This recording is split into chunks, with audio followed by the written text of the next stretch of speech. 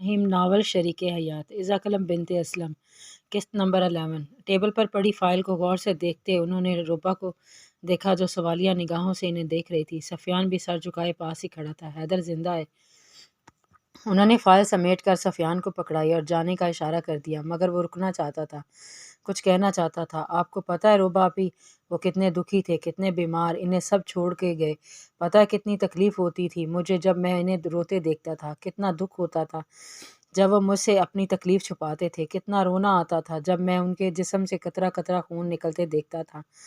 आप सब ने जुल्म किया है इन पर, सकीना आपी ने भी और आपने भी। आप हैदर भाई के काबिल नहीं हैं। हाँ, वो मर चुके हैं आप दोनों के लिए। जब कोई किसी को छोड़ने का फैसला करता है, रिश्ता ख़त्म करता है, तो उसके लिए वो मर ही चुका होता है, इसलिए आपके लिए वो मर चुके हैं। और सफियान, हाशर साहब ने संजीदा अंदाज में इसे पुकारा तो वो नागवारी से रोबा को देखता चला गया। अंकल, आपने मुझसे झूठ क्यों बोला? हाँ, हैदर जिंदा है, मैंने आपसे झूठ बोला। उसके कदम डगमगा गए थे। 30 अप्रैल।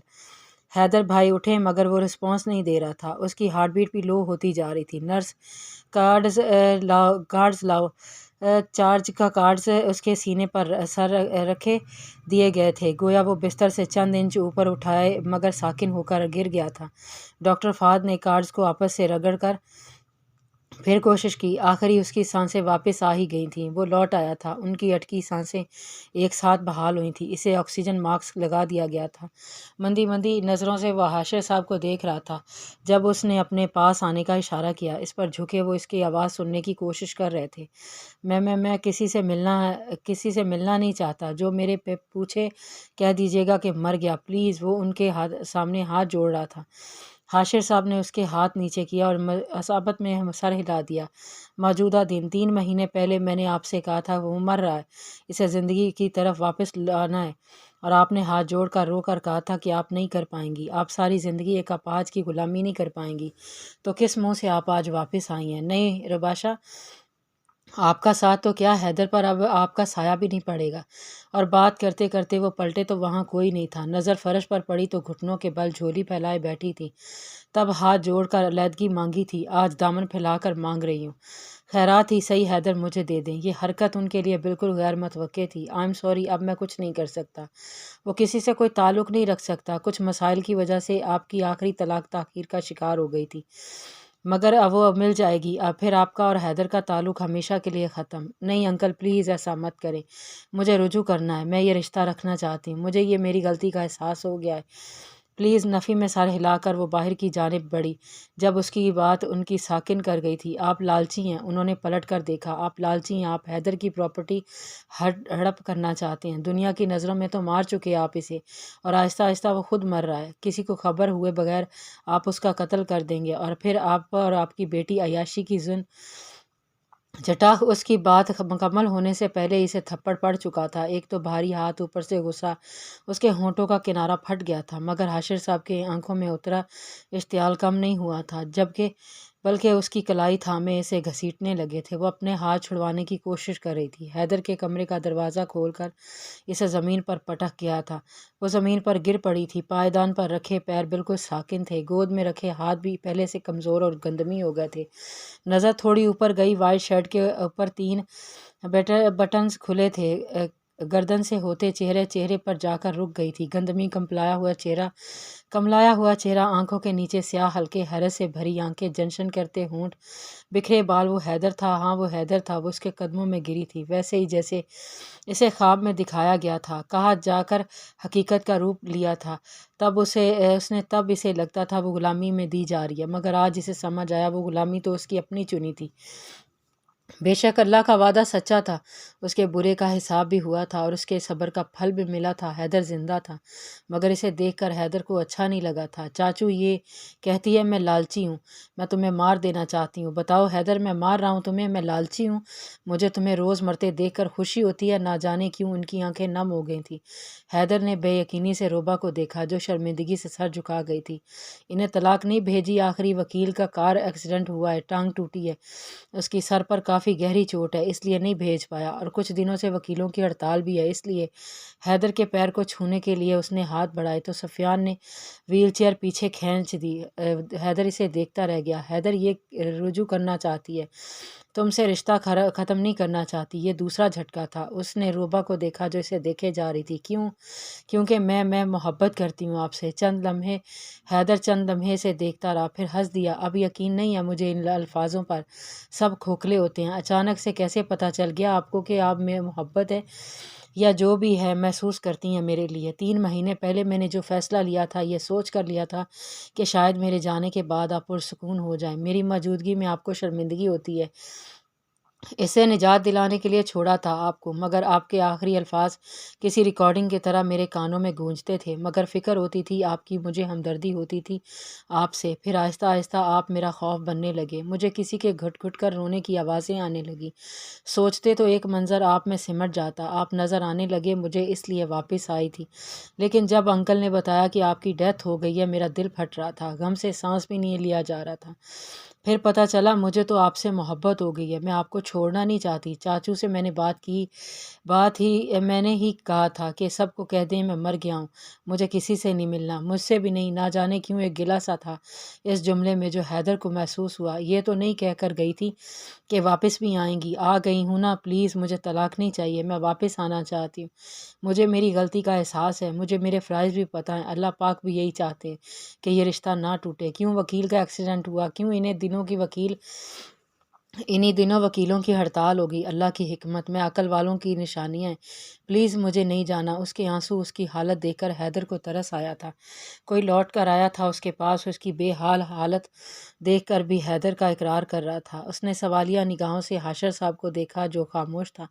سفیان بھی لاجواب کھڑا تھا۔ چاچو تمہارا فیصلہ ہے حیدر، میں نہیں چاہتا کہ تم یا کوئی اور کہے میں نے حیدر کی زندگی تباہ کر دی۔ تمہارا جو بھی فیصلہ ہو مجھے بتا دو، مجھے فرق نہیں پڑتا کوئی کچھ بھی کہے۔ مجھے پتہ ہے کہ آپ نے ایک باپ کا فرض نبھایا ہے، اور کسی کو لالچی کہنے والے خود کے بارے میں کیا کہیں گے؟ مطلب پرست، کم ظرف، خود غرض یا بے وقوف؟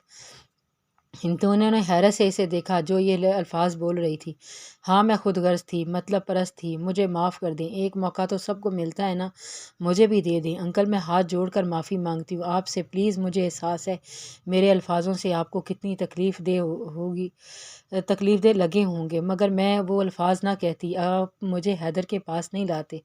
میں نے بس حیدر کو دیکھنے کے لیے آپ کو اکسایا تھا۔ میں بھی جانتی ہوں جو انسان اپنے بھتیجے کے لیے دوسروں کے سامنے ہاتھ جوڑ سکتا ہے، التجا کر سکتا ہے، پانی کی طرح پیسہ بہا سکتا ہے، وہ کیسے اسے مرتا دیکھ سکتا ہے؟ I am sorry uncle, please. Hashir صاحب کے ماتھے کے بل کچھ حد تک ٹھیک ہو گئے تھے۔ بتاؤ حیدر کیا فیصلہ ہے تمہارا؟ اس نے التجائی نظروں سے حیدر کو دیکھا جو زمین کو گھور رہا تھا۔ سفیان جی حیدر بھائی، وہ گھٹنوں کے بل اس کے سامنے بیٹھا تھا۔ تم بھی تو فیملی ہو، تم بتاؤ کیا کروں؟ اس نے خفا نظروں سے روبا کو دیکھا۔ ان کی بہن بھائیوں نے سب پہلے مجھے کنویں میں الٹا لٹکایا، پھر آج مجھے پکڑ کر باندھا، اور اگر میں کچھ غلط بول گیا تو میرا قتل کروا دیں گے ان کے ہاتھ سے۔ اس لیے آپ انہیں ایک موقع دے ہی دیں، گنڈوں کی فیملی سے آئی ہے۔ حیدر نے ہنس کر اس کی سر پر چت ماری۔ چاچو مولوی صاحب سے رجوع کریں کہ قوابل ضابط پوچھ لیں، مجھے منظور ہے، یہ آخری موقع دے دیتے ہیں انہیں۔ روبا کے چہرے پر 100 وولٹ کے بلب جتنی چمک آ گئی تھی۔ وہ اس کی جانب بڑھی تو پہیوں کو موڑ کر اس کا رخ بدل لیا تھا۔ روبا کے سامنے اس کی پشت آ گئی تھی، وہ بس سر داہ بھر کر رہ گئی تھی۔ حاشر صاحب حیدر کے کمرے سے باہر آئے تو انہوں نے ڈاکٹر فہد کا فون آیا۔ بولو فہد، حیدر کیسا ہے؟ جیسا پہلے تھا۔ تم بتاؤ رپورٹس کیسی ہیں؟ ایک گڈ نیوز ہے، حیدر کے گردے ابھی تک صرف 30% ڈیمیج ہوئے ہیں، پچھلے 1 مہینے میں اسے آگے نہیں گئے ہیں۔ معدے پر موجود زخموں کی تعداد تھوڑی بڑھ گئی ہے، مگر ٹھیک ہو سکتے ہیں۔ شاید جو میڈیسن اب دے رہے ہیں وہ سوٹ کر رہی ہے اسے۔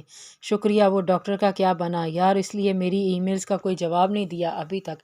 پاکستان میں کہاں رہتا ہے؟ وہاں سے لے آتے ہیں اسے، یا حیدر کو لے جاتے ہیں۔ وہ پاکستان میں نہیں رہتا، وہ امریکہ کے بیسٹ فزیوتھراپسٹ میں سے ایک ہے۔ ندیم اکبر ٹو مچ موڈی اور پروفیشنل انسان ہے، کام سے زیادہ کچھ پیارا نہیں ہے اسے۔ کہتے ہیں شفا ہے اس کے ہاتھوں میں، اگر وہ حیدر کو ٹریٹ کرے تو شاید وہ ٹھیک ہو جائے، مگر ابھی تک تو اس کا کوئی پتہ نہیں۔ سوشل میڈیا سے بہت دور رہتا ہے وہ بندہ، اب پتہ نہیں اپنی فیملی کو بھی کیسے ٹائم دیتا ہوگا۔ اس کی فیملی پاکستان میں ہے؟ نہیں، اس کی فیملی امریکہ میں ہی ہے، مگر اس کی والدہ پاکستان میں، پر اسے آگے کچھ نہیں پتہ۔ مجھے آئی ہوپ کہ وہ ای میل چیک کر لے۔ آمین۔ یہ کیا مذاق ہے روبا؟ وہ اپنا سامان سوٹ کیس میں رکھ رہی تھی، اس کی ماں آگے پیچھے گھوم رہی تھی۔ کیا مذاق ہے امی؟ اپنے گھر جانا مذاق لگتا ہے آپ کو؟ کون سا گھر؟ تم طلاق لے رہی تھی اس سے؟ طلاق ہوئی تو نہیں، میں 2 طلاقیں ہوئی ہیں، ہم نے رجوع کیا، فیصلہ لیا ہے۔ اور آپ کو یاد ہے آپ نے کیا کہا تھا کہ پہلے طلاق یافتہ کہلاتی یا بیوہ؟ تو سنیں، نہ میں طلاق یافتہ ہوں، نہ میں بیوہ، زوجہ ہوں حیدر رضا کی۔ یہ مقام ہے میرا، میرے صبر کا پھل۔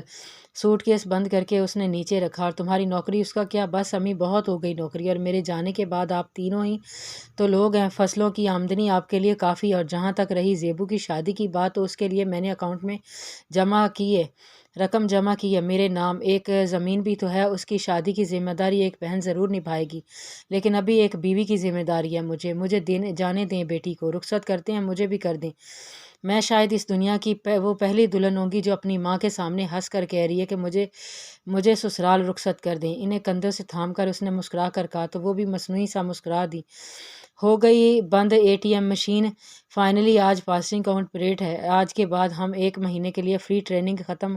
یاہو! ایبٹ آباد اکیڈمی سے ذیشان سمیت کئی کیڈٹ ایک ساتھ نکلے تھے، ٹریک سوٹ میں، ان کے جسم پسینے سے شرابور تھے۔ تولیے سے پسینہ سکھاتے وہ فون میں روبا کی تصویریں دیکھ رہا تھا، مسکرا رہا تھا۔ اچانک اس کے ہاتھوں سے کسی نے فون چھین لیا تھا، تولیہ وہیں پھینک کر وہ پیچھے بھاگ گیا تھا۔ مومن فون دے، پہلے بتا کون ہے یہ؟ ذیشان کی رفتار اسے مات دے گئی تھی۔ اس نے اس کی گردن دبوچ کر فون پکڑا۔ تیری ہونے والی بھابھی، اسے 1 مہینے کی چھٹیوں میں اسی کا انتظام کرنا ہے۔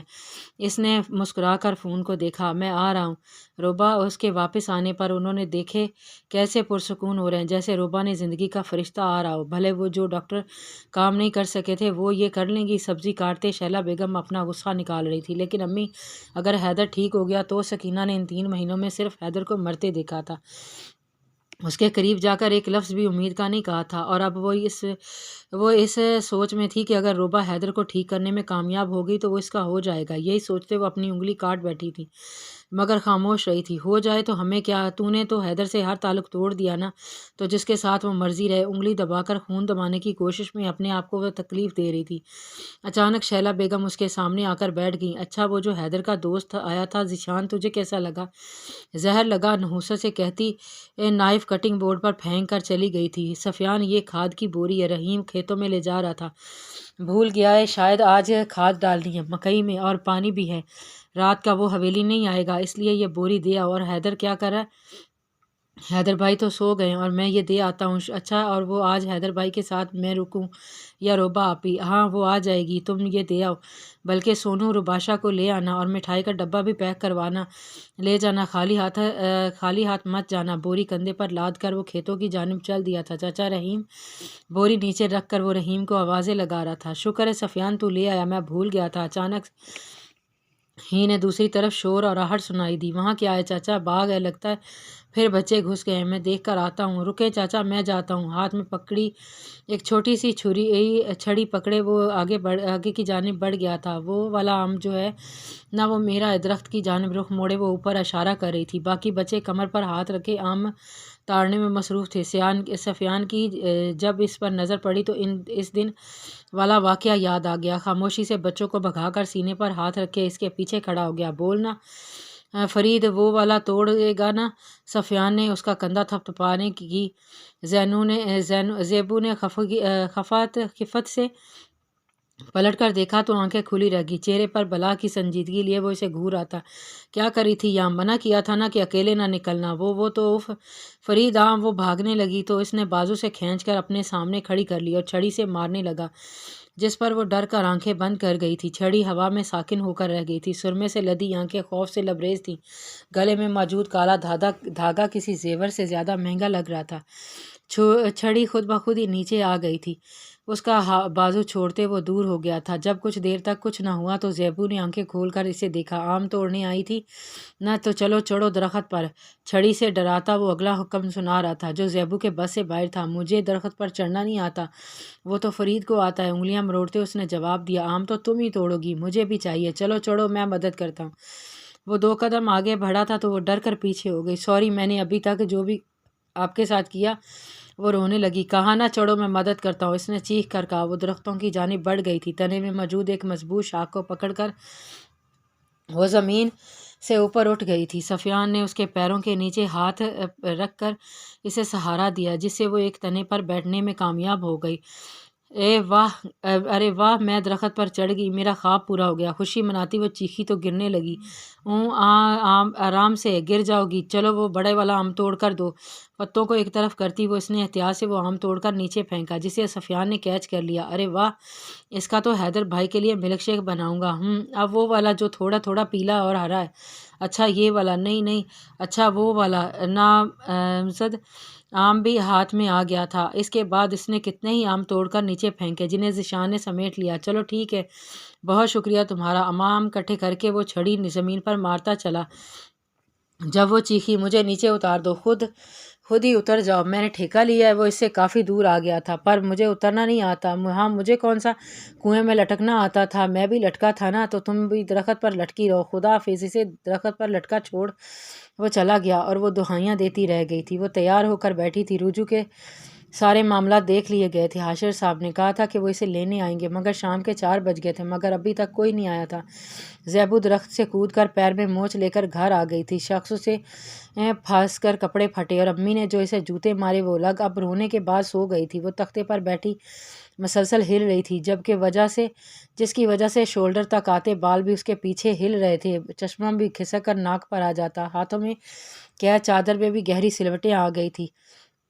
سفید کرتا پاجامہ اور سر پر سرخ آنچل، ہلکے پھلکے لال گلابی ہونٹ چشمے کے پیچھے قید، درمیانی سیاہ آنکھوں میں انتظار بھرا پڑا تھا۔ وہ خود حیران تھی کہ اتنی بے صبرا کیوں اس نے دل پر ہاتھ رکھا۔ صبر کرو۔ پھر اچانک گاڑی کی بیل بجی۔ لمحے کی بھی تاخیر کیے بغیر وہ گیٹ کی جانب لپکی تھی۔ سفیان ہاتھوں میں مٹھائی کا ڈبہ پکڑے دروازہ بند کر رہا تھا۔ روبا نے مسکرا کر اسے خوش آمدید کہا۔ اسے ڈبہ پکڑ کر اس نے کھوجتی نظروں سے پورے گھر پر ڈالی، اور نہ بختو تھا نہ زیبو۔ اسے فکر لاحق ہوگی۔ بیٹھو سفیان، میں چائے لاتی ہوں۔ نہیں آپی، ہمیں جانا ہے، حیدر بھائی اٹھنے والے ہوں گے، انہیں دیکھنا بھی ہے۔ آنٹی آپ کیسی ہیں اور باقی سب کہاں ہیں؟ بڑی ہمت جتائی تھی اس نے اس سوال کے لیے۔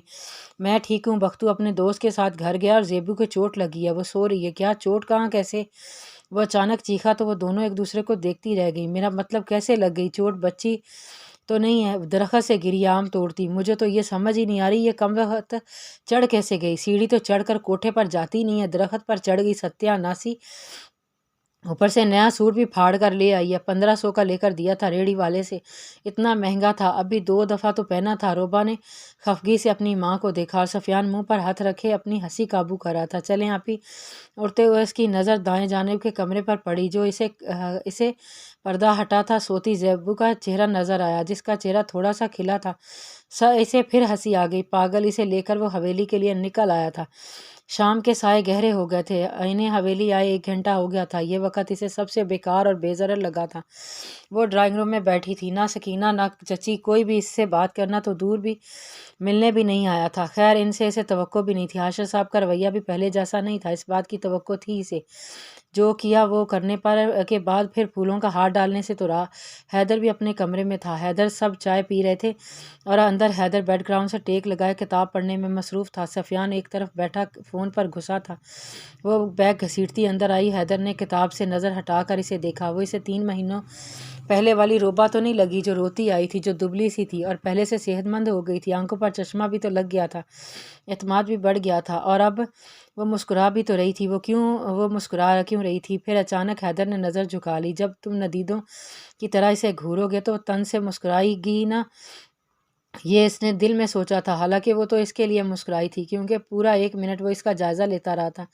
اسے دیکھ کر سفیان خاموشی سے کمرے سے چلا گیا تھا۔ حیدر کی پوری کوشش تھی کہ وہ کتاب کے آخری 2 پیج مکمل کر ہی لے توجہ کے ساتھ، لیکن شاید روبا کو یہ منظور نہیں تھا، اس لیے کبھی چوڑیاں کھنکا کر تو کبھی کوئی خود کلامی کر کے اسے متوجہ کرتی۔ وہ ہو بھی جاتا۔ حیدر کی طرف اس کی پشت تھی، سر سے پیر تک سفیدی میں ڈھلی، کمر پر ہاتھ رکھے الماری کا جائزہ لگا رہی تھی۔ ایک طرف حیدر کے کپڑے، اس کا سامان تھا، تو دوسری طرف رپورٹس اور میڈیسن کا انبار۔ جگہ ہی نہیں تھی۔ اس نے یہ لہجہ اتنا شیرین تھا کہ حیدر تک پہنچ بھی نہیں پایا تھا۔ وہ بک میں سے ہی گھسا ہوا تھا۔ حیدر، اس نے ذرا سا اونچا کہا تو وہ بے تاثر اسے دیکھنے لگا۔ وہ الماری میں جگہ نہیں ہے، تھوڑی سی جگہ بنا لوں؟ پہلے بھی بنانے کو دی تھی، آپ خود ہی چھوڑ گئیں۔ بنا لیں جو آپ کی جگہ تھی۔ اس کے طنز میں واضح حقارت شامل تھی۔ جاری ہے۔